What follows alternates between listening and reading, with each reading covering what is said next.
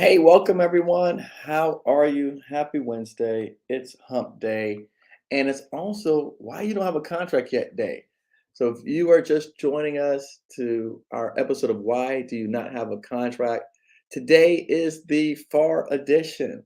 We're actually going to take a look at the FAR and we're going to pull up some references as to what the FAR says about doing business with the government and also small businesses, all of you small businesses out there, what things that should you be considering when taking your approach into jumping in this marketplace. So excited to have everyone out there. Uh, as you know, on Wednesdays, this is an interactive session. You make the session. So, yes, I'm going to be sharing content and teaching and educating, but I really love to get feedback from all of you out there. So, I'm hoping that we're going to have a lot of participation today. I did invite someone to join in on our stream. I see her in the chat, but she didn't join in on the stream yet. So, I'm not really sure. But we did discuss jumping on. I sent her an invite to jump on screen. Maybe she's not ready yet.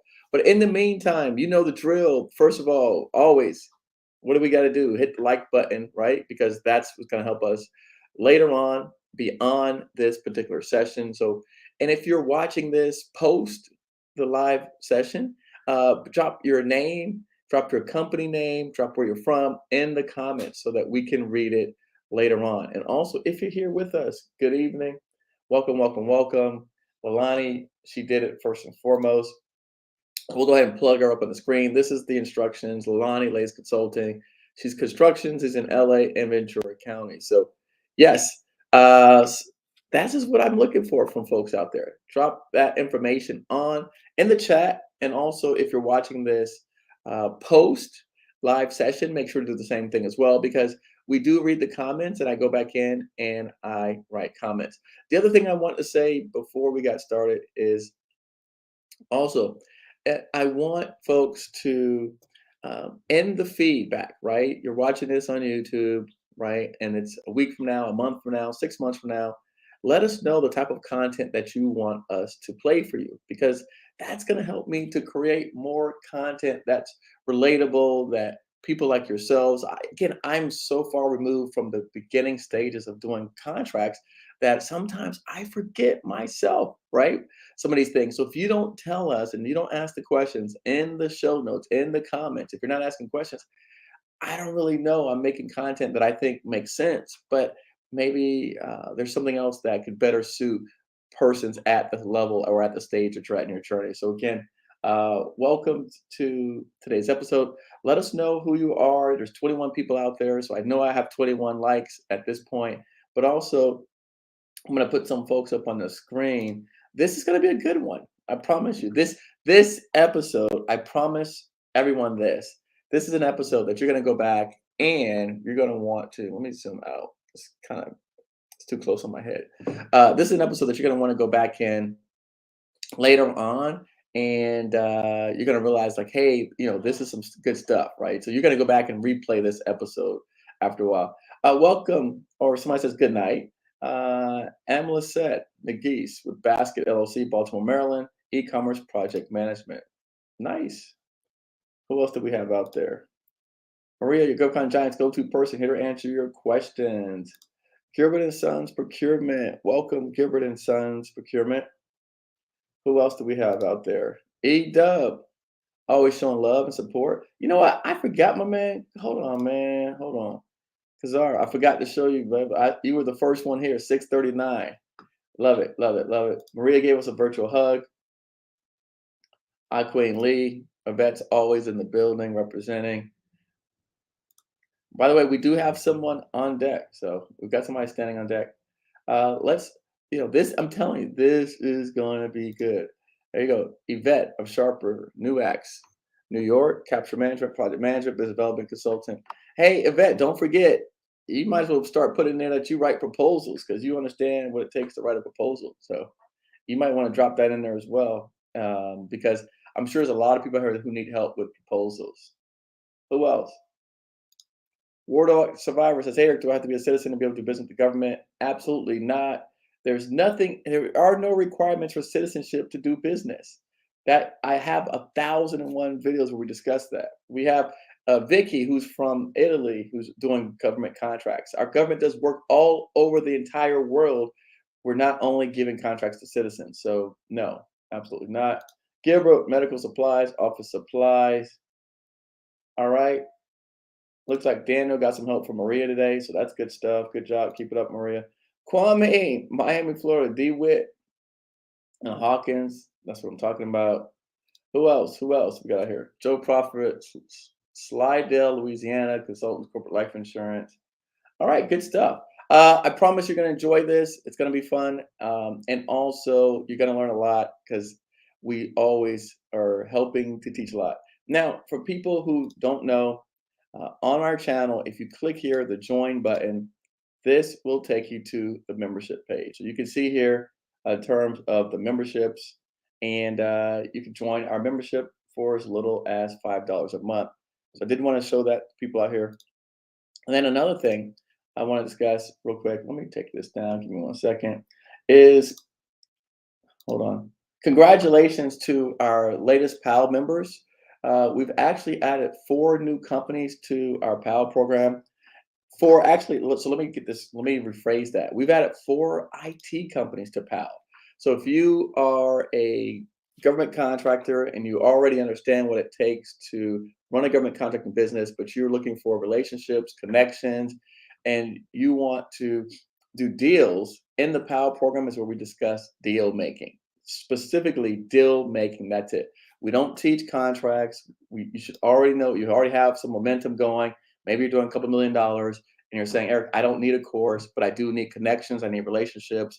I need lifelines. We've added 4 new IT companies, cybersecurity, DevSecOps, and now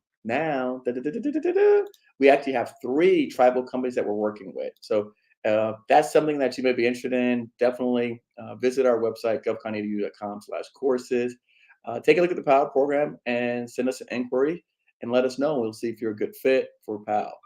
But yeah, we've added 3 new tribal companies, and so that gives us, I mean, as you know, the tribal companies, Alaska Natives, they can go up to $100 million sole source, and several of them have hundreds of millions of dollars in contracts. So I'm very excited for that as well, and I want to share that with folks because we're building up. In fact, we have a PAL meeting tomorrow. So, all right, just wanted to get some of that stuff out the way. Let's acknowledge a couple of people who's here.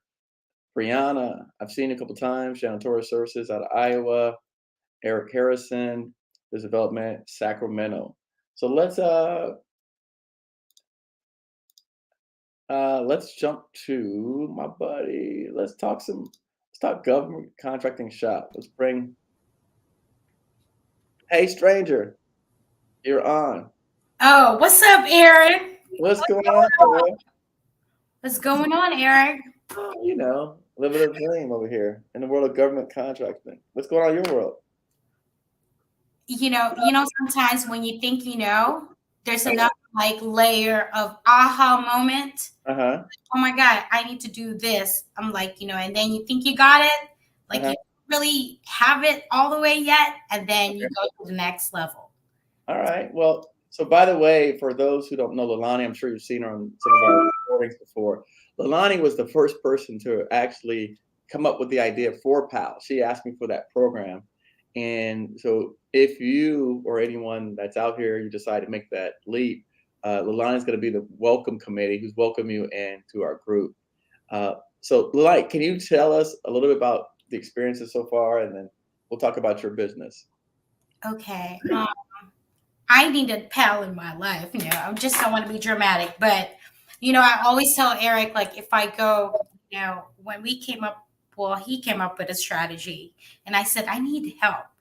Yes, we have the community, but I want to be able to reach out to someone like family and friends. And I didn't even know that there is I've never been to West Virginia, but when you get scammed by a GC, you want to be able to call someone Sure. that has your back. And so I begged a program that, hey, I need access to pretty much everything. Yeah. And And then Eric came up with the PAL program. All right, nice. And Yeah. then, so how did you get, what's happened so far? I know a Um, lot of stuff has happened. yeah, there's a lot. What are you working on? Okay, You I mentioned thought I knew it, what are you right? working I thought I had my own roadmap, right? But I had to go back to Eric's like free videos and all the videos. And I said, okay, there's a science to everything. Let me just follow each step. That I think I know it? I'm like, no, I don't know it. But you just follow the science. I actually have met and did a capability briefing with NAVFAC. Um, then I was invited by Army Corps of Engineer and with the tribal. So I learned that from Eric. I'm like on? everything I learned from Eric, and I said, look at sir, I have your forecast. I have 21 pages of your forecast. Yeah, Thanks to Anna. Thanks to Giant again. yeah. And we do have a meeting at our hotel. And I'm like, wow, he's coming to me. I'm not even going to him. So I'm full and I'm very thankful. No, that's great. It's like maximizing your resources Sure. because you have everything. And so, how do I use all the resources that I have access to? And so that's what I did. Nice. No, I like it. And you sent me, excuse me, you sent me today some feedback from one of your contracts, past performance questionnaire. Yes. And it was on a project that you did with, it looks like, who was the agency? USPFO. All right. Air Air Force. Force, Yes. right? In Van Nuys, California. Right. Okay, nice. And here they gave you all 4-star ratings. They Uh, wanted to give me a hug, but it's the government. but it's COVID. No, Right. and I think that thank you for sharing that because one of the things that I want people listening to know is getting a contract is one thing, but doing a good job, keeping a contract, keeping it together, that's a whole nother ball game. Yes, relationship, because they call me for everything that's Yeah. beyond my scope. And I said, no charge for me. I want my small business to get paid because they don't know government contracting, right? And Uh-huh. so that's for free, no charge for me. However, he tells me what's coming out in that installation. He Right. said that carpet's coming out, the roofing's coming out, and I call the contracting office and say, "Sir, something is coming out." Yes, we will give you a call. I have his cell phone number.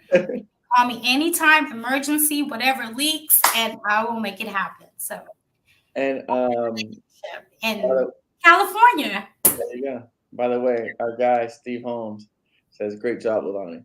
And Steve Thank Holmes is also a PAL member for everyone out there watching. you. But yeah, no, Leilani is, she hustles, man. She hustles this. She hustles this. Um, and the reason why I brought her up today because it's going to lead into what we're discussing um, in today's lesson that I want to bring people up. But I think, knowing her having these multiple capabilities briefings, and, we discussed asking contracting officers for their warrants. How's that been working out? Yes, it's working out great. Uh-huh. So Like, can you tell people what does that mean? what does that mean? Okay. How are you using that, what I told you, to get, more meetings or appointments set with government people? Right. So, I'm one of those people that when I got my 8A, Uh-huh. I thought all the fruits is just I'm just going to be showered with contracts. I Yeah, said, wow, there's another layer. I have to compete, right? And I yeah. have to identify my way. So I said, um, Eric, I'm so excited. I'm trying to get my brains together because there's so much information that I want to. Well, when we mentioned about the contracting warrants, and you're saying that certain contracting officers were only giving you projects of certain sizes. right, And and which they're not prepared. I would say under 150,000 and below right, to get, right? So I found my rhythm in those small contracts, right? yeah, So listening to, being in the PAL program, I said, I need growth. I need to grow. right, How can I get the 4.5? right, I was knocking on a different door. It's right, still a good door, yeah, but it's just not the door in order for me to scale up my 8A. right, correct. So then I started looking for the big guys like NAFAC, Southwest. They're 8A friendly. Hmm. Um, Army Corps of Engineer, and Hmm. I have to look at their warrant, right? Hmm. Um, and they have the ability. And so I just asked, sir, do you have the want or the capability for a sole source? Nice, nice. And what we're referring to is there are certain contracting folks out there that can only give you contracts up to a certain dollar amount. And when Leilani wanted to go above that amount, I told her unfortunately that the people she was working with, they didn't have that ability to give her projects above that dollar threshold. And so what she had to do was look at the contracting officers, the size of their warrant. And I ask government officials, I do it all the time, what's your warrant, right? And because some of them, like we've had on here on some of our podcast guests, have what's called unlimited warrants, means they can write contracts and for I don't know, hundreds of millions of dollars. But then some kind of officers have warrants that are 5 million, and so they can't go above 5 million. And that was one of the things that when she first came to me, we had to change up really quickly because in order to, we want to take her to the $20 million level, then she's got to start talking to people who have the ability to sole source her contracts in the millions of dollars.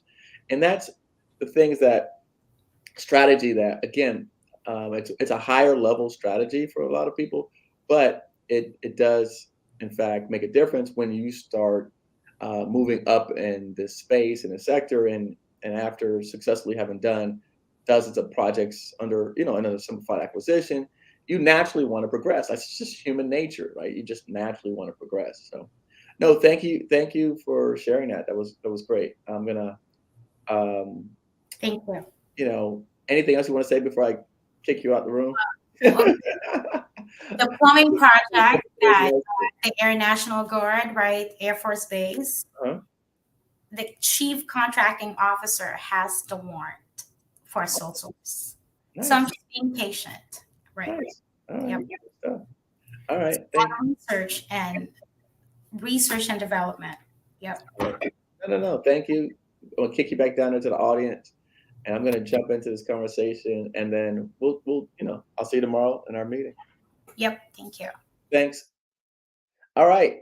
So, great to start off. I just want to share that with everyone out there. Steve Holmes, Omega Technical Solutions, Virginia, cybersecurity, cloud computing, network system engineering, and we'll be bringing people up. And again, I do want to encourage, as always, people to come up and interact. But I did want to start off with something that I thought was important because a lot of times what's happening is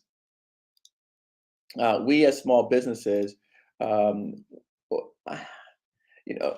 So let me rephrase this.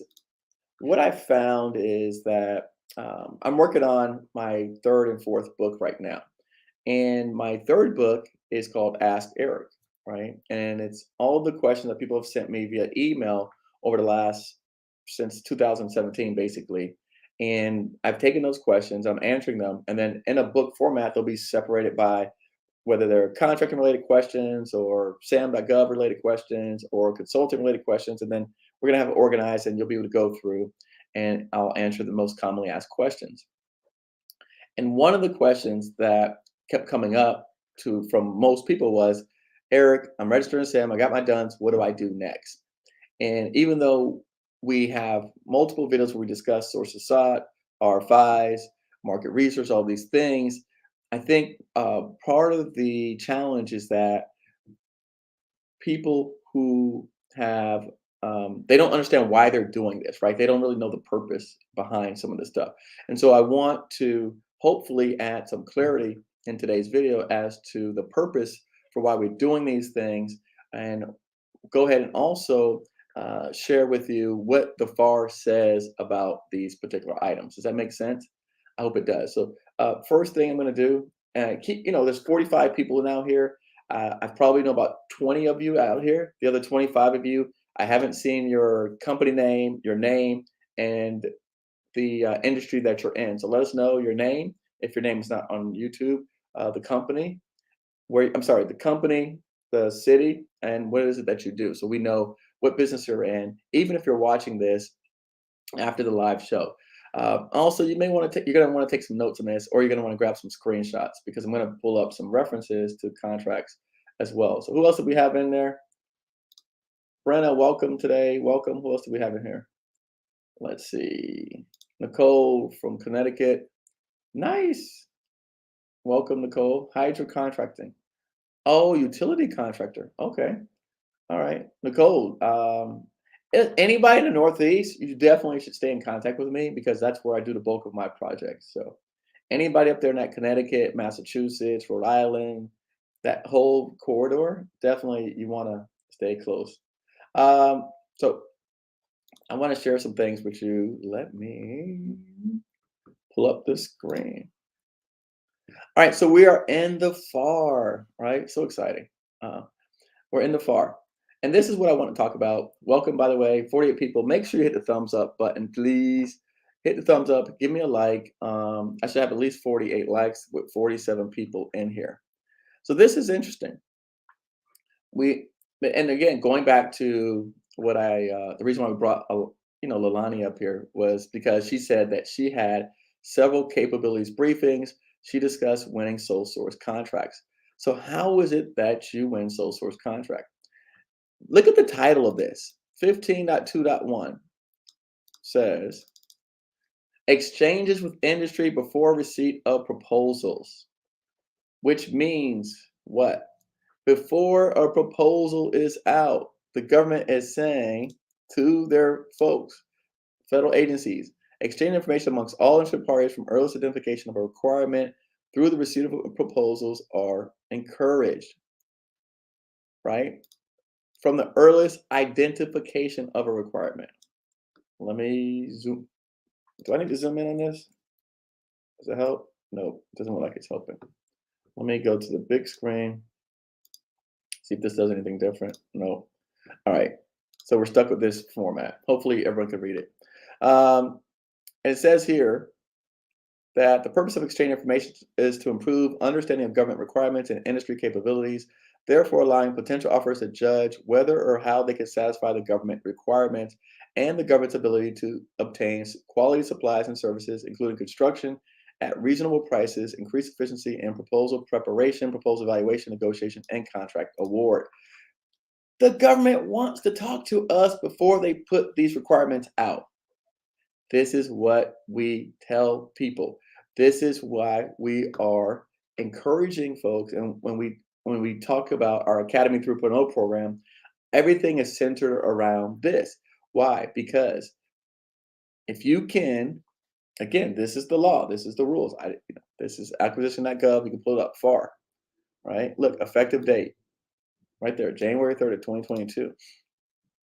Some techniques to promote early exchanges of information are, number one, industry small business conferences, public hearing, market research, one-on-one meetings with potential offerers, pre-solicitation notices, draft RFPs, RFIs. RFIs are also sources sought. They're interchangeable, pre-solicitation, site visits, special notices of procurement matters or electronic notices. RFIs may be used to when the government does not presently intend to award a contract, but wants to obtain price, delivery, other market information for capability plans and purposes. Response to these notices or offers not accepted by government binding contract is required for offer size. So when we discuss, when we tell you, right, and I'm going to call people up to the stage in a minute. When I call you up to the stage today, right, and you tell me why you don't have a contract, I'm going to ask you, right, how many of these things are you participating in on a regular basis? Because as you see, the under here in this section, the more that you participate in these things, which are exchanges with industry before the receipt of proposals, the higher the likelihood is that you increase your chances for sole source opportunities. So the more you participate in this, the higher you increase your chances for sole source opportunities. Pretty simple formula. Now, let's go back. I want to put myself small again. All right, so here it says market research. This is number 3, is market research. And market research references part 10. And we're going to get a little bit nerdy. Hold on, let me put my invite code in there so we can call somebody up to the stage and we can discuss this. All right, there's my invite code. If you want to come up on stage with me and talk about your business and what you're doing, ask me questions. I just dropped that in the chat. All right, so market research. Let's go in to market research. This is part 10 of the FARP, market research. Right, and what does it say? This part prescribes policies, procedures for conducting market research to arrive at the most suitable approach to acquiring, distributing, supporting supplies and services. Right, this is government. This is under FAR. I'm going to skip down because it tells you when to conduct market research, but I'm more concerned about the procedures. Acquisitions begin with a description of the government's needs stated in terms sufficient to allow conduct of market research. I feel like that's the wrong word they're using, but that's what they're using. Market research is then conducted to determine if commercial products, services, or development items are able to meet government's needs or could be modified to meet the government's needs. And then it tells you here, techniques for conducting market research include the following. So this is stating, this is how, for the government, federal agencies, sub-agencies, this is the techniques that they can use to conduct market research. Contacting knowledgeable individuals in government and industry regarding market capabilities to meet requirements. Reviewing results of recent market research undertaken to meet similar or identical requirements. They can publish formal requests in technical journals. They can query government databases. They can participate in interactive online communication among industry, acquisition personnel, and customers. They can obtain source lists from contracting activities or other agencies. And then here, conduct inter-exchange meetings or hold pre-solicitation conferences to involve potential offerers early in the acquisition process. And then number 9, reviewing systems such as SAM, FPDS, and Small Business Administration's Dynamic Small Business Search. All right. And so again,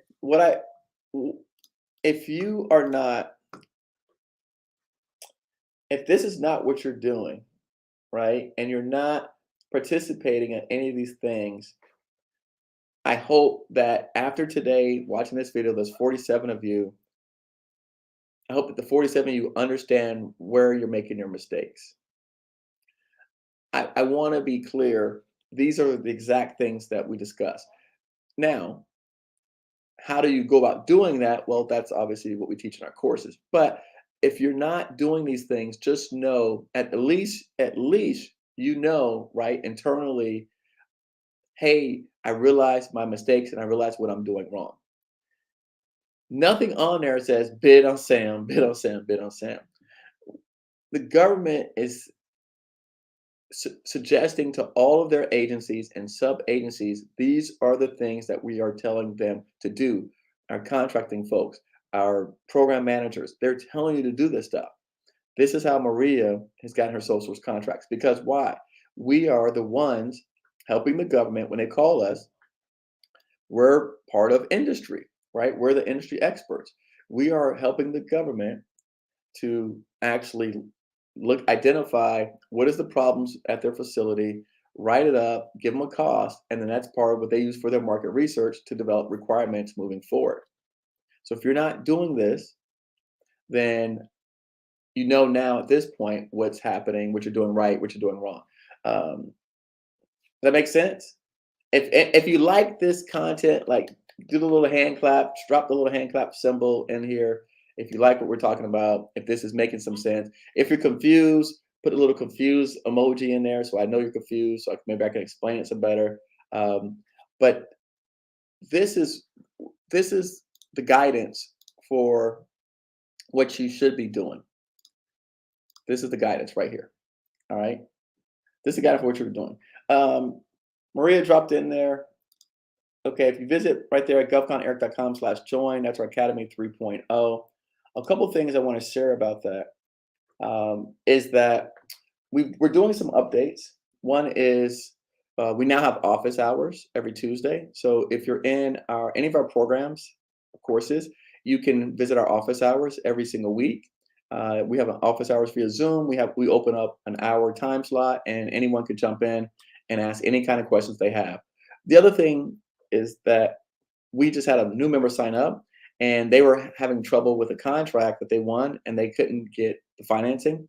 And so we extend credit to all of our members. So if you're a member and you have not taken advantage of that, definitely send us an email. If you need a credit reference for a supplier, for a trade reference for credit, we will actually give you a credit reference so that we understand what's happening out there. We understand the market. We know the challenges of being a small business, of being a single person company, a solopreneur. We know the challenges. We know the obstacles with finance and money and things like that, and we want to help you.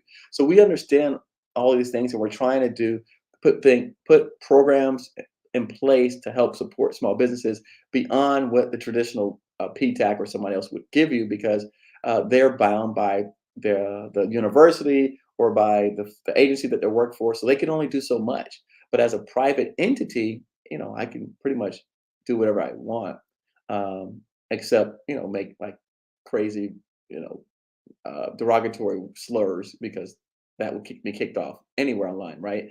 But for the most part, when it comes to this kind of stuff, we've got free reign to help and support businesses in any way, shape, form that we see possible. So, yeah, we do give. Yes, we give credit references. I've been saying that all the time, but I have to remind people, because sometimes I think what happens is we forget. So I want to kind of remind people all the time that yes, we actually give credit references for people all day. All right, like Maria, yes. So yeah, but do me a favor, don't don't put us on there. Send us the email so we can fill it out for you, because we don't use GovCon Giants. We actually use my construction company as the reference, because I've done 20-30 million dollars in business. So we don't actually use GovCon Giants, because GovCon Giants itself doesn't actually. It's GovCon Giants. The entity is relatively new, but my company has been in business since 2007. So I've got 15 years, yeah, 15 years of experience. And like I said, tens of millions of dollars in contracts back behind me. So that's what we use. All right. Now, 53 people watching. Who's coming up to the stage? I want to have some conversation with some people out there. Who's coming to the stage? Daniel, thank you, sir. Julian, thank you, sir. All right, who's coming up to the stage? We're going to have some dialogue about why you don't have a contract.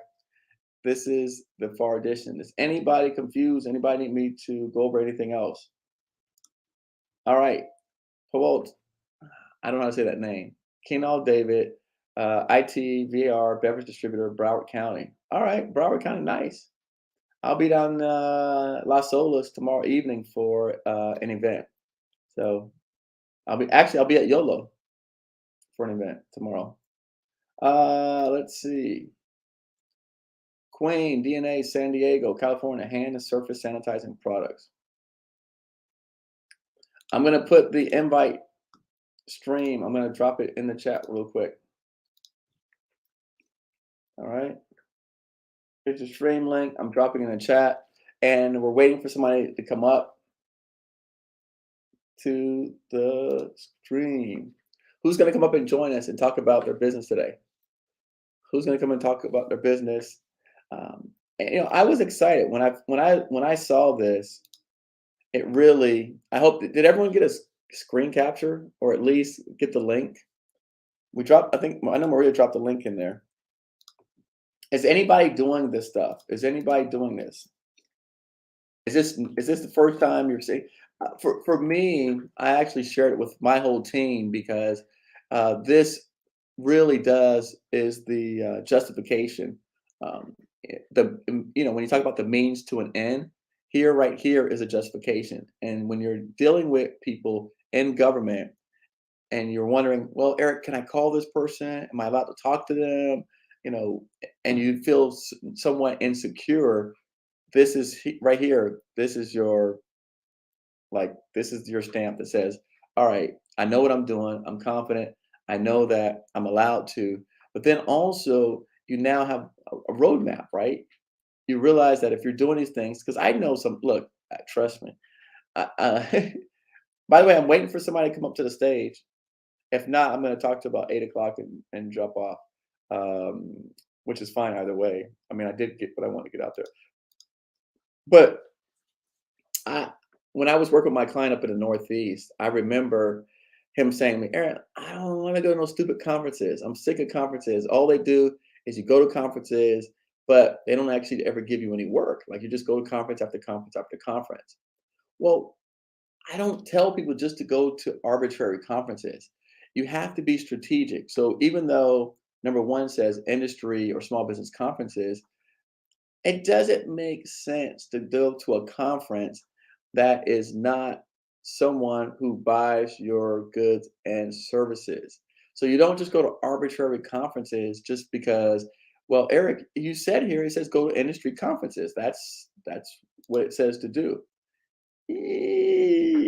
Yes, it does. But we have to be strategic. We want to go to conferences where the person, the entity, the sub-agency who buys our products and services is going to be at. Or after we've met with an OSTABU and SBLO and they recommended this particular conference, that's the conference that we want to be at. So, all right, I'm going to shut up because we got some people backstage. So let me bring them up. My man, Jeremy first. Jeremy, what's going on, man? How we doing, sir? I'm doing fantastic. How about yourself? I'm doing well, doing well. Definitely appreciate you taking my call the other week back. So I just wanted to come on and you said come back and let you know progress. So I wanted to do that. Fantastic. No, first of all, for the people who missed out, who doesn't know where you're at and where you're calling from, tell them, please. Yeah, so I'm Jeremy Evans. I have a business called Easy Veteran Solutions, along with my business partner Mike, who's in the call, and that is based out of Chicago, Illinois. We're into wiring harnesses, cable harnesses as well, and also microprocessors. And another business that I'm working with is B&E Alliance with another military veteran like myself named Jack Belinsky. And we specialize more so in HVAC cleaning, coil cleaning, and also windows, glass, flooring, tile. And we also in 2 different states. Yeah. So that one's in Duncanville, Texas, right? Correct. Right, exactly. Yeah. So and that one, actually, we're doing the crane and hoist technology as well. Okay. All right. Cool. All right. So talk to us. So tell me what's happened since. I mean, it was only like 2 weeks ago we spoke. Yeah. It's like a week and a half ago. I went to stay. All right. Talk to me. So basically, I reached out to the contracting officer on a solicitation I saw for cable wiring harnesses. So what me and my business partner did, we reached out to a distributor. We got a quote on the product itself. That was an American made part. It's manufactured here in the U.S. As I mentioned to you, they actually were listed in SAM when I actually looked at a previous solicitation, but it doesn't look like they do much when it comes to government contracting because they may have won one. So after I reached out to the contracting officer, they had let me know that there are a couple ways that we could do this. They asked me if I was an authorized dealer with the person we got the quote from. Wait, so first of all, he said he reached out to the contracting officer, and the contracting officer told him how he could actually structure the deal. Is that what you're telling me? Right, exactly. I want people who are listening to this to understand. He reached out to the contracting officers helping him to figure out how to structure the deal. All right, keep going. Absolutely. So with being authorized dealer, we're technically not with the distributor, with the manufacturer of the wiring harness. So it was something that we were looking for, just purchasing that price, that quote price outright for those 6 wiring harnesses that they were asking for, and just have it on our inventory in order to do that deal. So we didn't really take that approach just yet. Because we realized that there would have to be that inspection of the part that was in the solicitation. It's the first article by manufacturer inspection, I believe it's called. All right. So with us not being an authorized dealer, if we're authorized dealer, of course, that inspection might take place there where the part is manufactured. Right. So I guess the question that I had is, if we were to take the other approach, let's say that they weren't into letting us become authorized dealers for cable wiring harnesses. If we were to purchase that part, how would that inspection go? Would we hire outside inspection I would. agency? One of the things that I would say, Jeremy, I would definitely become an authorized dealer. That's for everyone out there, and I'll tell you why. Because you, for me, I play the long game. I don't want to play the short game. So again, if you're going to go after this and this is your business and you're saying this is what I do, why not go through that process of becoming an authorized dealer, right? Figure out what that process is. I wouldn't even try to go around it because there's several things that's going to happen here. One is you're going to get supplier credit and vendor credit with the manufacturer. Forget beyond the inspection, you want to make sure that whatever you buy, if it's wrong, they're going to take it back and fix it and make those corrections. If you buy it now, right, cash or whatever, then you turn around and resell to the government. If there's anything wrong, they don't owe you nothing like that. Like then you get me like now you're in a battle about who's right, who's wrong, that kind of stuff. So the closest thing I can tell you is when I did steel buildings, I would buy a lot of steel. Like we bought steel to resell to the government. But because I was a distributor for the manufacturer, right? Anything that happened, the manufacturer would send me engineering plans, engineering drawings. You know what I'm saying? Like they would Right, have my back.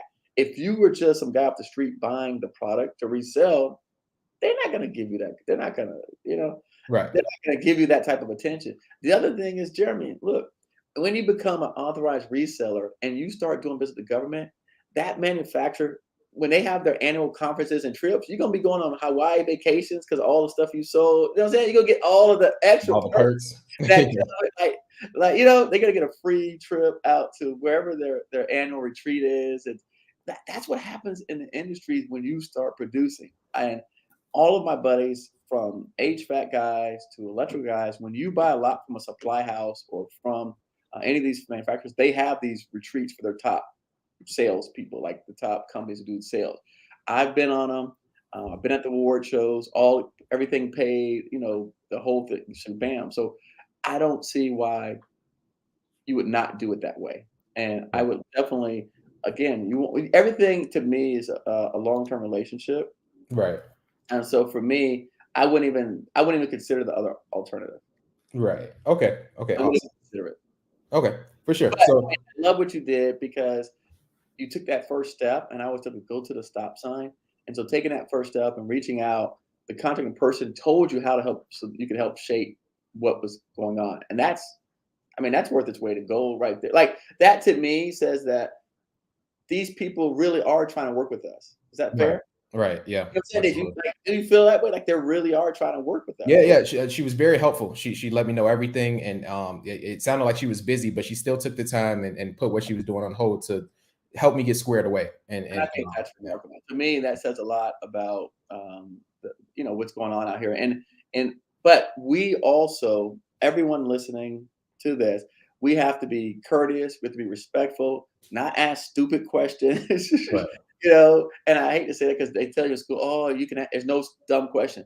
But you really do want to have as much information that you can find publicly before you call them up and ask them questions that's on their website, that's right there. Oh, is this only for hub zone? The thing says hub zone.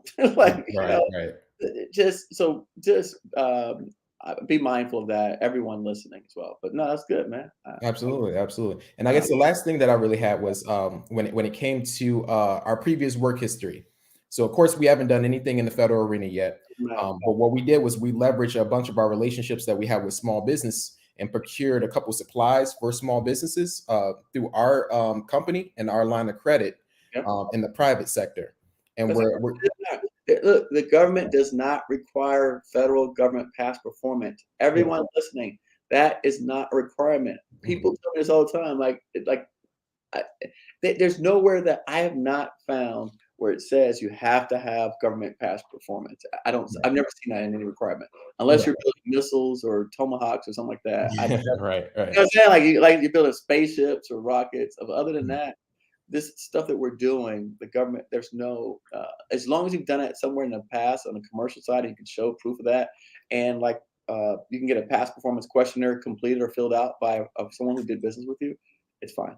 Okay, yeah, for sure. So we definitely have that set up, and we're gonna get the verbiage right, put it on the capability statement, just to where it reflects us. And one more thing, so with me, I was on the GovCon Giants old subscription, and Okay. I know you're on 3.0 now. I think I'm like 1.0, and I was just wondering with PAL and everything else in 3.0. Is there any sort of I don't want to say discount? Is there any way to transfer the membership over to 3.0 or no? So they would have to find out because I don't know because back then we had we did have some people that were lifetime members that rolled up, but then we have other people that bought. It just depends on what person that they purchased, right? Because at certain times, we always gave people the option to buy lifetime memberships. Okay. Now, if you didn't buy a lifetime membership, what we've done for people in the past is we gave you a credit for whatever you paid back then. Okay. So if you paid $497, we'll give you a credit towards the new price. Okay. Yeah, because I'm on the govconedu.com. All right. So whatever the new again on whatever you paid for 1.0 back then, we'll give you that credit for towards the 3.0. So Okay, just awesome. Google Erica, and then she'll pull up your because look, I'm so far. I don't even know how to work that system. I'm so far. Yeah. So it's just just looking at the URL, I get lost. Y'all try to think of that, like listen. If I didn't have it saved to my favorites, I would never get there. Because Go back, email Erica. Okay. And then she'll go back and she'll look it up, or email Maria, and they'll look up and see what you paid back then, Awesome. and then they'll tell you, and then you can go from there. Okay, I'll definitely do that. Appreciate your time once again. So, and then again, PAL, once you actually have some experience and you're moving, right, and you got the feel for it, you've done some contracts, then you can move up to PAL. Okay, for sure. Right. Yeah, my buddy Mike's in the chat. He's my partner in the business, so he should say what up. He's being shy right now, but I jumped in and say what up, brother. All right, sounds good. All right, appreciate you, Eric. Hey, no problem. Thank you. Oh, sorry. Hold on. Wait. Dan was next. Dan. Hey, Eric. How you doing? I'm doing wonderful. How are you? I'm doing real good. I just joined today, so I'm a newbie all around, but I do have a few questions. So thanks for taking it. And when you say just join our YouTube today?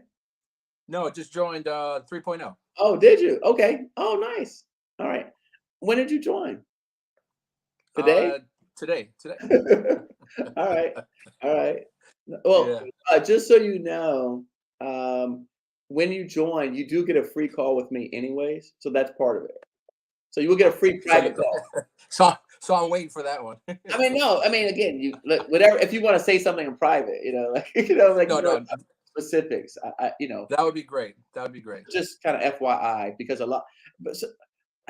I think sometimes, we have a hard, and that's why I mentioned like the credit reference and stuff, because look, I'm not the best at marketing, but I do know government contracts. So forgive me if I don't always do a good job of marketing these things. I put the information somewhere. I'm still an engineer, so I'm still nerdy. And again, there's people that do a lot better job of selling than I do. I just give the information, and I know how to get people money and get contracts. That's what I know how to do, Dan. All right. That's why I signed up. All right, that part I got covered. That's what I have covered.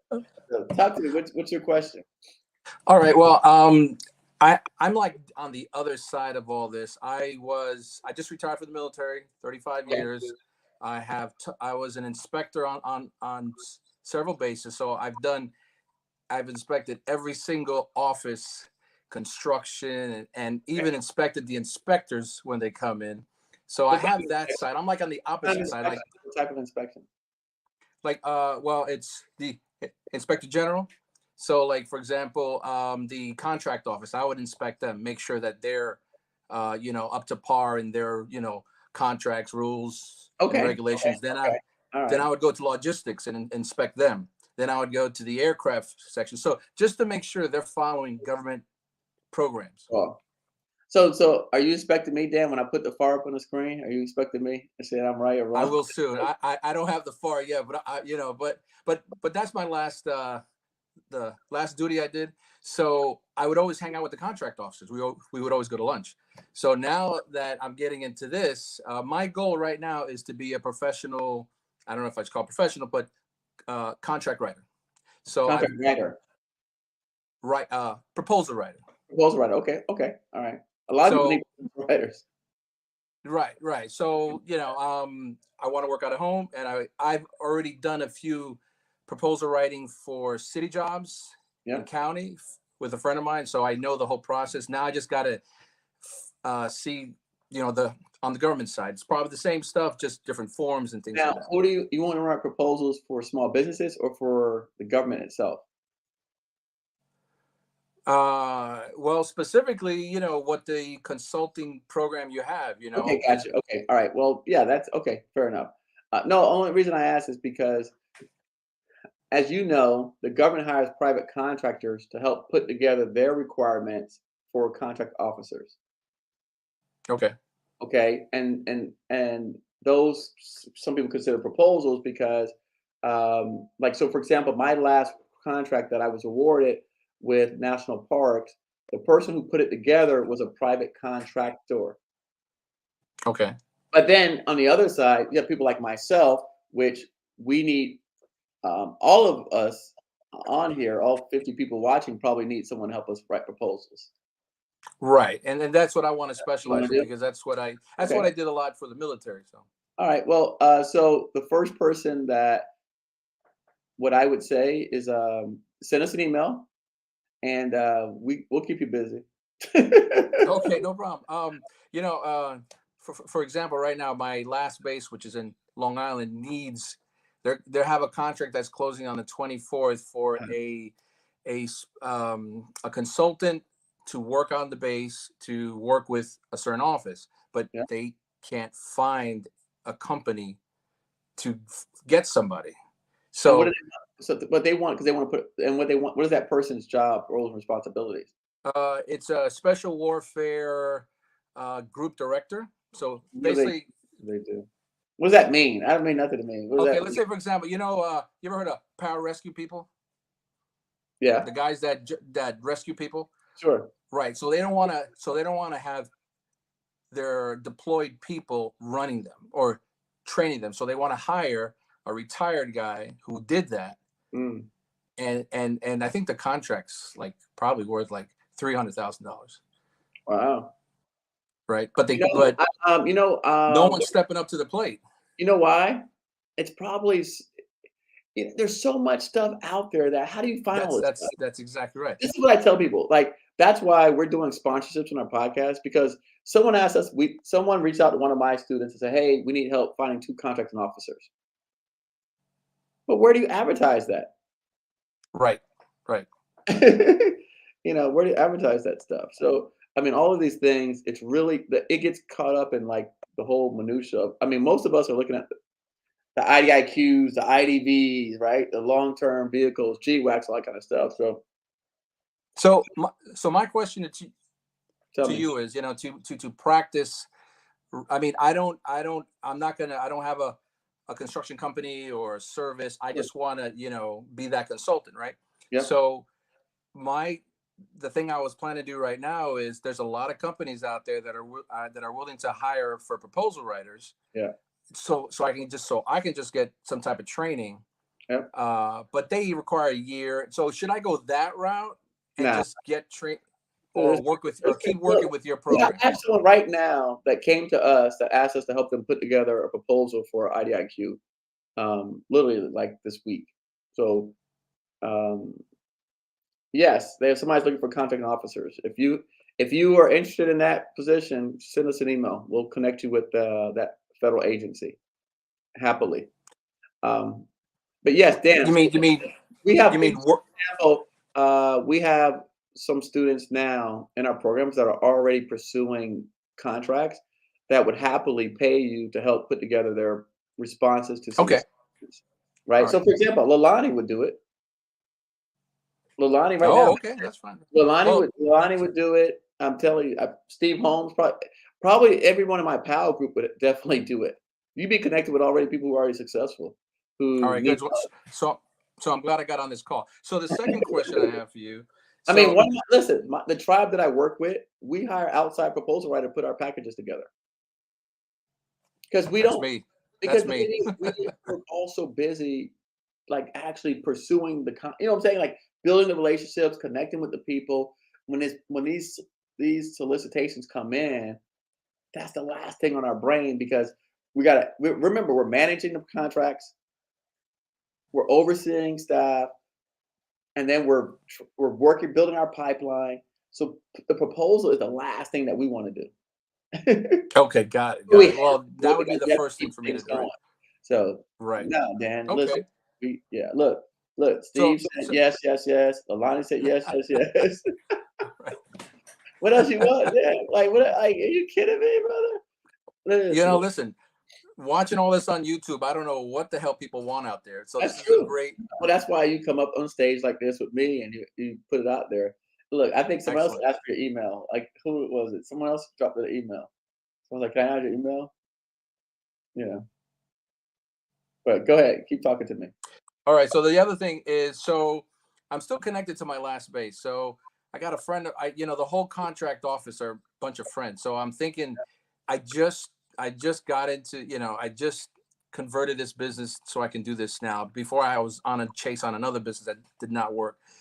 So I said, let me get into government contracting. I said, let me get into government contracting, and somehow, like everybody says, I found you online, on YouTube video, and so should I pick their brain for anything specific to get, like what would you, like if you knew, should People, I waste my time there or not? what I always ask, what I would do is I would ask them, where are they having challenges meeting some of their needs, Okay. right? So we've done this successfully in our group here, and it's worked tremendously well. In fact, Leilani, who was the first person on stage, when I met her, had no contract, zero. And in our group, we're all out because imagine if you have several hundred people talking to government folks, right? You may run across, well, I want this, but I don't do that, or I want this, but I don't do that. So I said, bring it back to the group and let us find someone in our group who can actually fulfill that requirement. And that's worked tremendously well for us. In fact, Randy was able to bless 3 other students with contracts because the person who she met in Texas said, "Look, I have contracts, but they're not in Texas. I have them in North Carolina. I have something, in Arizona. I have something in California, but I'm stationed in Texas." And so most of us are regionally based. So we don't want to go across the country. But because Right. now we're part of a bigger community, I said to Randy, because she says, well, my client doesn't want to go there. I said, Randy, don't throw that away. That's money. Give it to us, and then let's Okay. find an apartment, right? And so then we connected her with Leilani. We put Leilani's in California. She did the contract, and they worked out whatever compensation. And then they did it work. And then after that, they did 2 or 3 contracts together. And then she sent it over to Rafa. Rafa ended up picking up several contracts, and this happens to be with FAA.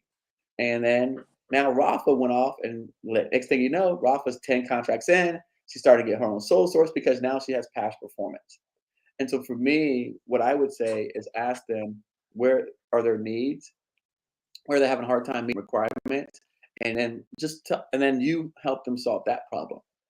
And then you come back Okay. and Great. say, Great. hey, Eric, hey, Maria, look, I talked to my buddies. They're having a hard time. They've got for example, we had a installation that said they had a project that was, I think, 6 million, but they wanted an 8A that was also hub zone because they could check 2 boxes. But as you know, 6 million is above the threshold for sole source for the regular 8As. So that means they had to be a tribal or a Native American 8A. So Okay. someone brought that to me, and they needed to be bonding. So then if someone brought that to me, I went back and took it to my guy, and then we said, okay, let's connect them together. And then Excellent. Okay. Because working. I'm always actually, yeah, because I'm always going on the bases, and I walk into the contract offices and I say hi to everybody, but I've Then you're never the man. engaged them Dan, on this. you are already everybody's best friend on here. I don't know if you saw that. Look, hold on, watch this, Dan. Yeah, look, hold on, I wait. mean, look, I got West Point, I got McGuire Air Force Base, I got New York. I mean, I'm in the whole area. I go to all the bases just to go by on an exchange, but then I go on the contract offices and say, hey, what's up, guys, and bring them coffee, and Dan, they you just just made a talk, whole talk, lot of talk. friends tonight, right? Look at this. Says Dan, I need your phone number. Dan, drop your email in the chat. Dan, post your email. Dan, where's your information? Dan, I would pay. I would pay. Dan, look, we see. That's so funny. Take You my know, money. this is okay. Phil says, take my money, Dan. Well, Dan, that's great. You know, I'm friend. really glad I came on to talk to you about this because I'm actually I'll post my email and phone number. Anybody who wants to talk, that's fine. Yeah, Dan, I think I mean you're connected. What I would say again, like I said, I mean, I'm always reluctant about posting anything on a public channel only because this is going to, not for the people that's watching because I don't mind them, but just because it's going to be on YouTube later. So what I would say is send it to Maria and then let Maria facilitate that just because. Okay. Only because I'll send it to her. We already get spam calls, and I've already had to kick some people out of here. Oh, and yeah, the last thing, because I mean, Leilani, all the people that we already deal with every day, I'd feel comfortable with connecting you. But okay, great. And the last thing before I go, the New York Construction Expo is March 2nd and 3rd. I will be there in Jacob Javits. So if anybody's in the local area, it's free. Wow, Jacob Javits. So all right. There's going to be about 2,000 construction people there. So if anybody needs hookups or connections, but I'll be there. So. All right, Dan. Look, people are saying I'm going to even change my name to Dan. Well, I love sharing money, so let's do it. No, Dan. I mean, we have a real community here. This is all I do all day long. I promise you. All right. Well, you got support from me, that's for sure. Nah, Dan, trust me, we're gonna put you to work, brother. You're gonna. All right. Somebody said, "Look, man, I'm late to the party. Looks like Dan's a rock star." Thanks, Dan. I appreciate you coming up. Well, if anybody needs information on how the federal side works, that's all I've been doing. I just haven't done the contracting side, but I've been almost every base overseas. I've moved logistics overseas. I've been in cargo planes. I know the whole operation. So if anybody has any questions on what happens on the other side, I can definitely help somebody out. All right. Dan, appreciate you, brother. Thank you, sir. Okay. All right. Thank you. Care. I look forward to talking to you again. Billy P. Hey, Eric. How are you, sir? I'm doing fantastic. How are you? How did you follow up with Dan? Wow. I was going to say, man, Dan, follow. Like, I was thinking the same. Yo, I should have called you up first, Dan. Man, Dan, the pressure you put on me, right, Eric? Thank you so much for that. Thank you so much for having this. I really appreciate it. That's all right, man. Nah, no problem. You good. What's going on? Talk to me. Speaking of another Dan that you have in common, I follow the Dan Payne QLA method. Nice. There you go. That's right. So right now I'm in commercial real estate. I'm out of Chicago. Shout out to Jeremy. I'm in commercial real estate rolling up property management companies right now. Okay. So I have a couple things, but long story short, I want to know how I will utilize the CDBG because I was on one of your labs a while back, and you mentioned the CDBG, and it's big in Illinois right now. Mm-hmm. And it's really complex in trying to find out anyone who really wants to give you any information on bankers want you to use their financing and underwriting, not the grants and everything, because it takes away the fees and everything from them. So I want to know, basically, because you're in construction, let's go on the other side. I'm in the retail real estate, right? So how can I basically use my experience and my expertise in site selection and finding these properties for the government? And I've definitely used LinkedIn to reach out to all the government contractors. I mean, the government contractors, the contract officers, the OSTABUs, and the P-tax centers in my area already. Before you get down to me for that. Well, the thing is, those people can't help you with CDBG. That's what I found out. I mean, CDBGs, they don't know CDBG. That's a different. All of those things that you mentioned are in reference to actual contracts. CDBG is a grant. Right. They don't talk. They don't talk the same. And I'm sure out of 52 people watching, most people don't know anything about CDBG either. CDBG. When I was awarded or recipient of CDBG funds, it came from Miami-Dade County. Okay. So I competed at the county level, And for me, you're in what city, Illinois? I'm in Chicago, Illinois. Chicago. Okay, so in Chicago, then you're going to have to go to Chicago and find out who's managing CDBG funds in dollars. Yes. And then, CDBG, you have the right to apply like anybody else. There's real estate developers are applying all the time for CDBG funds. They're going to ask you about. There's a couple things that ask you, and it's like anything else. What problem do you solve? So are you creating jobs? Are you Yes. helping companies to keep their jobs? Or are you helping to remove slum and blight? Are you fixing a public waterway, a public street? Are you doing any type of repairs or anything like that? So those are pretty much the three categories of CDBG dollars. Again, off the top of my head, but I've done it. It's been a while. But if you are talking about site selection, then it sounds to me you fall under affordable housing category, right? So, but I want to do so. My thing was I want to approach on a two-prong front, helping people create jobs and the blight portion. Because if I bring a retail business there, that creates jobs and it also, ramps up the area. So then, with that said, I don't know if they're going to allow you to apply. You may have to apply in two different categories because I don't think those categories coincide, right? So the way the CDBG grant works is the job creation is like a category. Right. And That's what I then, meant on different sides. I want to. Yeah. and right, yeah, and then the slum blight falls in like real estate category or whatever that is, low income development. So Right. so that would be two separate applications that you would have to do. Now, Oh, yeah, which is fine because the thing is, you may maybe one of them you'll rank higher than the other one. Does that make sense? So you're actually yeah. increasing your odds to win. Absolutely. However, the biggest challenge that you're going to have, that the reason why I was successful was because I found a lot of partner agencies to support me in terms of writing me letters, affidavits of support for my project. So I partnered with a lot of, for example, I was already participating in workforce programs, and so I knew the Right. head of the workforce development program. So again, if I'm creating a program that does create jobs, right, and that or keeps jobs, Mhm. getting an endorsement from the head of workforce for the city of Chicago, what I'm saying, is a slam dunk. Well, I don't really know And the then head, but program, it's interesting. I got my CDL through workforce. but part of my program also involved training. So then I got letters from training schools that were already state of Florida certified institutions for higher learning. So then they gave me affidavits of support.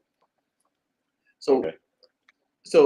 that to me is what's going to help you with your scoring and your ranking, is just finding those persons who, again, when you write up, this is my idea for my project, then this is like they're going to support you and they're going to be able to put it on pen and paper to say, I believe in Billy. I believe in Billy Corporation, and that if in fact he does do what he says he does, then this will create 3 jobs.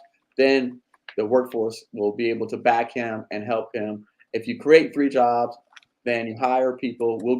These are the different programs that we have that we'll use to help support him and or the company that moves into that particular office space. Perfect. All right. But I'm yes, taking notes as we go.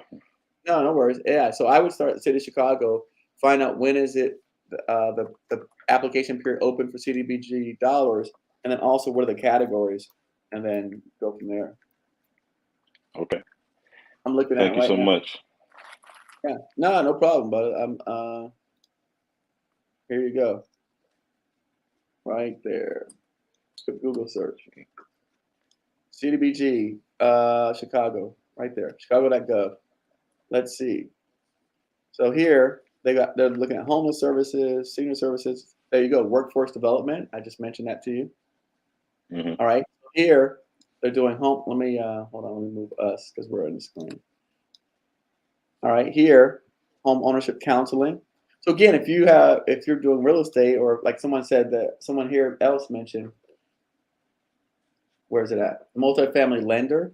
So if Kay Thurman, if you're a multifamily lender, then you could help with home ownership counseling, right? Look, neighborhood lending. So I mean, there's things here that you can help in, but you can't. I think the largest challenge for us, and I say us, I mean small medium businesses, small medium enterprises, is that we come in and we try to tell people like, this is the program I want to do. You can't do that. like this is what the funding is allocated for. You have to fit into one of these categories. So this is what when they requested CDBG dollars from the feds, these are the categories that it falls under. So you gotta, Okay. Your program has to fall in one of these categories. It would definitely have to be under workforce development. Yeah, but that's okay. Workforce development is always a category. That's why, I mean, before I even pulled this up, I saw, look, mental health services, violence prevention programs. Maybe you do have a violence prevention program, because if in fact, right, let's look at it this way.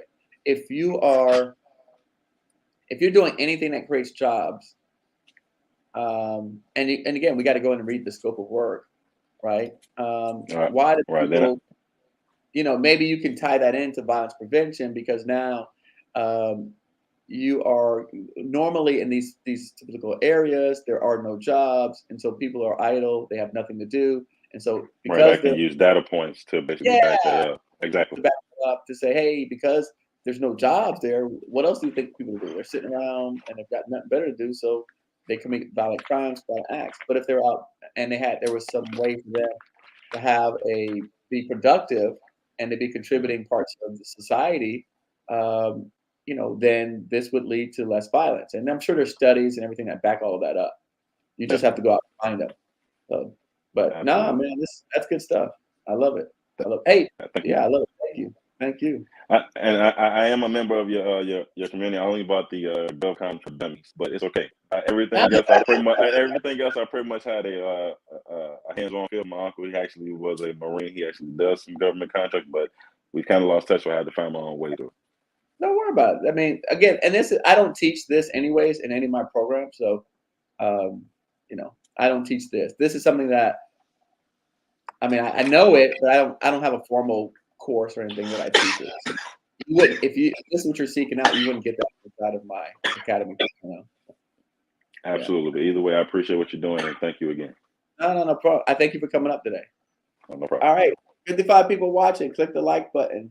If you like what we're talking about, you like the content, you like what we're sharing, definitely hit the like button. 56 people watching. Yeah. Charles, it looks like we do have a new Tuesday speaker. We might have to put Dan on the Tuesday call to do a session. All right. Well, look, I think this was fun. I think this was for all the people who missed out in the beginning. We'll just recap what we went over today earlier, which is, if you're just coming on, sorry, wrong screen.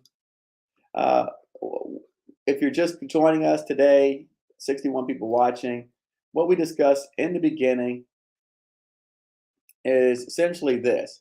Under acquisition.gov 15.201, which is the FAR, exchanges with industry before receipt of proposals. The federal government and their agencies, they are encouraged to discuss with contractors, small businesses like ourselves, before they actually put out a proposal. They want to discuss requirements, acquisition, and how we could support their offices and their agencies. These are some of the techniques that they use to do so. Small business conferences, public hearings, market research, one-on-one meetings with potential offerers, pre-solicitation notices, draft RFPs, RFIs, site visits, pre-solicited conferences. And so again, if you're not doing these activities on a weekly basis or monthly basis, then you pretty much can seal your own fate. So for those who are here that are joining us, at the very least, I want you to know what the things is or that you should be doing, whether you decide to do them or not. At least it's like your mom said, when you know better, you can do better. But at the very least, you know better. So if you choose not to do better, then the onus falls on you. Doesn't fall on me, and doesn't fall on anybody else. Don't blame me if someone else taught you differently or taught you wrong, This is the FAR, and this is the rules. Under market research, and again, that's for the 64 people that are now watching that missed the beginning. Under market research here, which if you go back to 15201, this is number 3, market research. Here, it says under market research, right? Policies and procedures for conducting market research to arrive at the most suitable approach to acquiring, distributing, and supporting supplies and services. And then it tells you the techniques here. Under procedures, acquisition begins with a description of the government's stated needs in terms sufficient to allow the conduct of market research.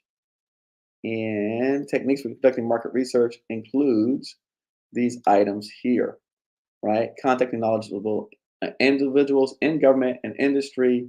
It also discusses results from market research undertaken, conducting interchange meetings or holding pre-solicitation conferences, reviewing systems such as SAM, DSBS. And so again, the government is giving us the blueprint for how they want to hear from us and how they want to interact with us and how we should engage with them. This is the government's blueprint. So again, take an image, take a screenshot. I'll drop the links back in here. This is your blueprint. So I want you to go in and I want you to follow this and I want you to take this information and use it. You now have some new tools in your toolbox. Go out and use it. Put it to work. Come back. Listen, I want you guys to be successful. I want you to make more money. I want you to win contracts. Why? Hell, I want y'all in the PAL program. I want more people in the PAL program so that we can leverage each other's skill sets, each other's teams, each other's relationships, and go even further. So again, for me, my goal is to get everybody here up to $5 million. Once I get you up to 5 million, then you're going to jump over to PAL, and then we're going to take you up to $20 million. That's my program. That's my goal. That's what we're setting out to do. And we're partnering with entities that have that ability to do that for all of us. Not just a few of us, all of us. No one excluded. Out of the 64 people watching, no one excluded. So let me go in and ask a couple questions, answer a couple questions real quick, and then I'll sign off. Let's see. Go back. There was someone that dropped a couple questions in here while Dan was talking, and Dan was getting all the. Okay, my man Kenol.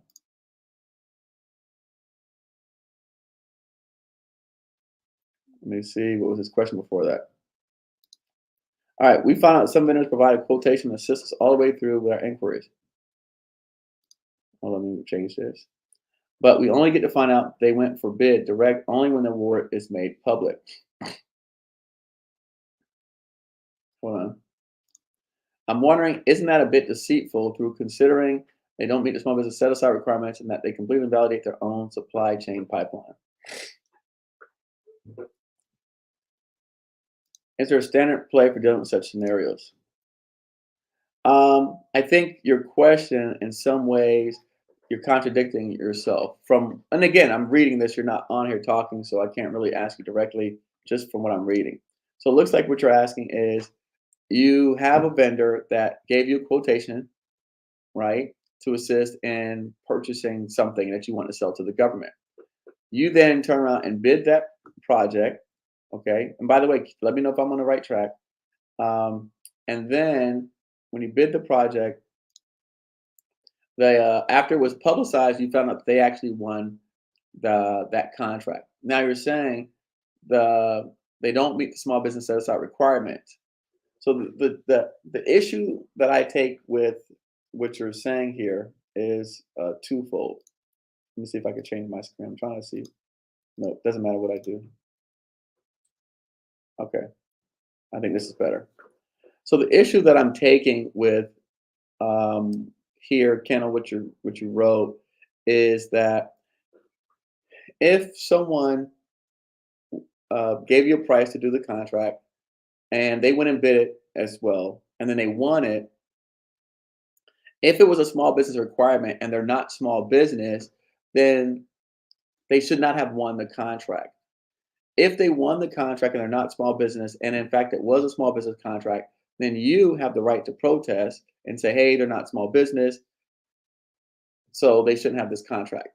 However, I believe that the requirement probably was not a small business requirement, and so any and everyone could bid it. It was probably an open contract or open solicitation, and that there was no restriction on small business size to actually bid it.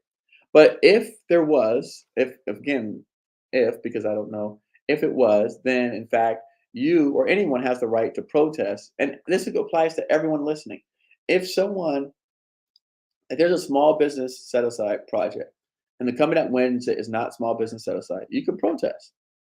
The government go back and do the research and figure out this company's not small business, and they will be removed from that contract. The problem is, this is a challenge, Kenol, is that how do you know they're not a small business? A lot of times we make assumptions because we believe that this big company can't be small business. We have on our show podcast guests that have had contracts that are billions of dollars and they still remain small business. Does anyone know how that's possible? Where are all my smart people? How can a company that's doing billions of dollars still actually be a small business? Someone put it in the chat. I want you guys to answer that. We're gonna engage for the last couple minutes. How can a company that does billions of dollars in contracts still be considered small business? So drop it in the chat. Dang, Demetrius, why you gotta show up? All right, Demetrius, my buddy, he should be in PAL. He's already smart. He's right because their employees makes them small. So if they're under a NACS code that's judged based on employees and not revenue, you can do $1 billion and still be considered small business. So Maria said it, Aya said it, right. So again, we have to know the rules to this game before we start accusing people of not being compliant. If you didn't know that, and you have no idea of knowing, in fact, their primary NACS code is based on employees and not based on revenue, then you might be wrong. And in fact, they may actually be a small business. And then we look silly because we went ahead and blamed these people and accused them, and then we got pie on our face. So that's the thing that I want folks to understand out here, is that before we make these blanket statements, let's just have all the facts. Now, on that subject, let's stick with that subject. People stealing, and Freddie, yes, our program helps with newbies. I mean, our program is for newbies like this. Our program is for people that are starting out. The people that are in our programs do not have contracts. Obviously the people who've been in it longer do have contracts, but the people starting out are just like you. They have no contract experience. They're coming in from scratch and not knowing anything. So that's exactly who we cater to. That's our market. The PAL program is a different type of program, but also PAL is not, it's not affordable for everybody. It's not meant to be affordable for everybody either. So, but let's go back, and I want to talk to my man's question up here about what happens when someone actually does that to you. So what happens is, and I think Maria, I saw her addressing that in the chat. A lot of times what's happening is you're bidding on Unison Marketplace or Dibs or something like that, where it's just the low guy wins or the low girl wins, right? It's a low bid situation. So you really don't have any strategic advantage. So there is no play on dealing with those scenarios other than you've got to come over here, right, to this. And this is why I tell people, doing what you're doing in terms of thinking that, right, I'm going to send out and get pricing from all these different vendors. I'm going to turn it over and I'm going to win all these contracts. So does everybody else. There's 750,000 small business contractors eligible to compete for government contracts. 750,000 of you. 750,000 of you. So when someone puts out something like a pen or a piece of paper, if 100 people go out and call these manufacturers and get pricing, there's that's not a successful long-term strategy. And what we call that is the fishbowl. So you find an RFP, you go get a price, you submit it, and then you hope and pray, and then you just keep doing that in circles. So really, the truth, how do you deal with those scenarios is you become more valuable. You become a greater asset, like Dan, right? Everyone loves Dan. But if you're not, we don't have Dan's experience. So again, you learn what I have on the screen. Hey, the company that actually did that, who stole that opportunity from you, they saw you as a one-off buyer.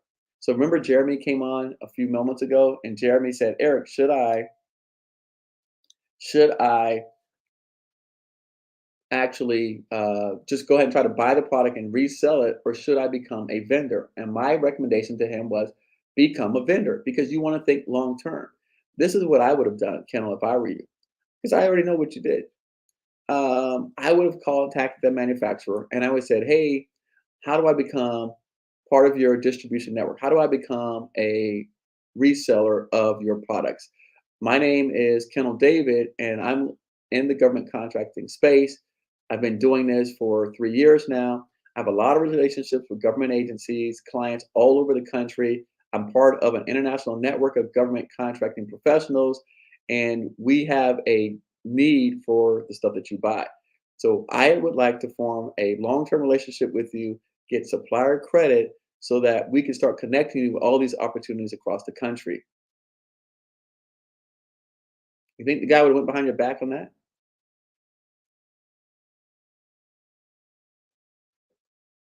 Most people don't do that because really most people are not thinking it that way. Most folks are thinking that it's just a one-off relationship. And so when you come across as a one-off relationship, this person on the line thinks the same way about you. Well, hell, this guy does, what loyalty do I have to someone who's creating a one-off relationship? Why do I feel any type of affinity or connection, or I feel like I owe you anything when you're just treating me like a one-off relationship, like a one-night stand? So if you treat them like a one-night stand, why are you mad they treat you like a one-night stand? You ain't promised them nothing. You didn't tell them like, hey, I was planning on dating you. I was planning on marrying you. Like I see a long-term future. So like, how can you really get mad? So how do you deal with those scenarios? Hey, you tell people, look, I see a future in place for us. I want to have a big wedding. I want to give you a big ring. Like, man, we gonna have our honeymoon's gonna be in Scotland. Like that's the way you get people to buy in. That's the way you get people to buy in. So, like for me, I want everyone out there listening to this to understand that, because when the same energy that you give is the same energy you get back. And so when this thing's happening, that don't happen to me. It didn't happen to me. And even before I was Eric Coffie, the person on YouTube, it still didn't happen to me. And if it did happen to me, and someone saw me that way, right, as someone they can get over with, then it was perfect because they showed their hand first, and I knew I didn't want to do business with them anyway. So either way, it worked out in my favor. So for me, if I told this person that, hey, we're building a long-term relationship, I'm going to take you all around the world and back, and we're going to help you to put you in places that you're currently not in, because I'm going to do all these things that's listed here, then, and you went and did that to me, that's perfect. You tipped your hand. So guess what? I'm happy that you did it at a small scale, because the stuff that I'm going after is millions. So this one little contract that you think that you beat me out of, you were short-sighted. And so I'm very happy that they were able to reveal their hands early on in the process before we got to the big money stuff. So that's the way I look at it. It doesn't even bother me. And to be honest with you, there's like 500 opportunities that come out a week. So who really cares at the end of the day? We had a freaking Dan. Where's Dan at? We had a proposal writer not submit a proposal that we put together with my team that was $200 million. You want to talk about heartbreaking? I know your stuff wasn't 200 million. $200 million. She did not even submit it. There was 9 of us working on it, putting this thing together, it took us a month, 9 people's efforts, literally tens of thousands of dollars and hours spent, and she never even submitted it. That's gut wrenching. That's heartbreak. $200 million. We didn't even submit. So, I think that your story is just one of those, one of those early on experiences that you take with you, and you realize what you did wrong, and you go back and you fix it. And the next time you talk to someone, you take a different approach, and you take a long term approach, like I suggested to Jeremy. And I recommend that to everyone listening to this. And then that way, moving forward, then like anything else, there's gonna be snakes in the grass. So they'll reveal themselves. And the sooner they reveal themselves, the better for you, because you don't want those kind of people moving forward, and you're gonna have less heartache as you start to move into bigger contracts and bigger money. So, all right, look, thank you for watching.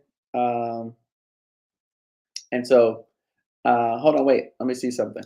So let me see what Ken responded. He says, we did that. They thought we were not big enough and actually got us to get through their sole source authorized distributor, which we did. Okay, so then at the end of the day, um, are you becoming a distributor? So what's your plan? And again, if they think you're not big enough, then that's again, what you didn't sell them enough, right? Like for me, when they say you think you're not big enough, you did not tell them that you had the power of a community behind you with people that do hundreds of millions of dollars. Leilani, tell them. You're probably bigger than Leilani, but if you sit here and see how Leilani talks, Leilani stands on the backs of giants. She stands on the shoulder of giants. And if you were in the Tuesday call last night, which I heard somebody mention Orlando, look, she said she had our chat with Orlando this morning. Okay, so if you were on that Tuesday call with Orlando, right? What did Orlando tell us last night? Orlando said, we are a community, use each other. If I have to say that you are my CTO, if you're my COO, if you're my project manager, if you are my person, and put your resume down to give the impression that you're bigger than you are, that's what it takes. So again, if someone tells you you're not big enough, you didn't do a good job selling yourself and convincing them. Orlando said, right? All my GovCon people that were on the call last night, what did Orlando say? We as small businesses, he says, look, let me go talk to my partner. Let me go speak with the decision makers. Let me go speak to the stakeholders, right? That's what you have to do to give people the impression that you're bigger than you are. So again, you didn't do what I said. You did some of the stuff that I said, but you didn't do everything I said, because if you did, they would have not thought you were too small. So, but thank you for sharing. I really appreciate it. I love the dialogue, so it's always good. Also, look at that. If Govcon is looking for office space in a different state, can I reach out to a commercial agent to get space for me and then add extra fee to monthly lease to get paid from the government? Toronto, I think that would be tough to do, only because the government is really tough on their leasing contracts, and they signed 20-year leasing agreements. And I went through an actual negotiation with the government on a lease, and it was a pain in the butt. And so yes, in theory, you could do that. I don't think it'd be worth the headache, because the government's super cheap, and there's not going to be enough markup, and you're not really going to be able to. I think the negotiations are going to break down at some point, and you're probably going to be upside down, because what the owner is going to asking for and what the government wants to do. The only reason someone would make those types of exceptions is because they are leasing directly to the government. And so because they have that long-term client, they're going to make exceptions that they normally wouldn't do for normal, regular, like business people, commercial clients, than they would, just because it is the government. And the government knows that, and they leverage that. They go, well, we're the government, so you should do this for us. And they go around and they throw that they wave that big axe around. So that's right. Iron sharpens iron. All right. So look, PBS Leasing, no third parties. All right, listen, have a good night, everyone. Thank you.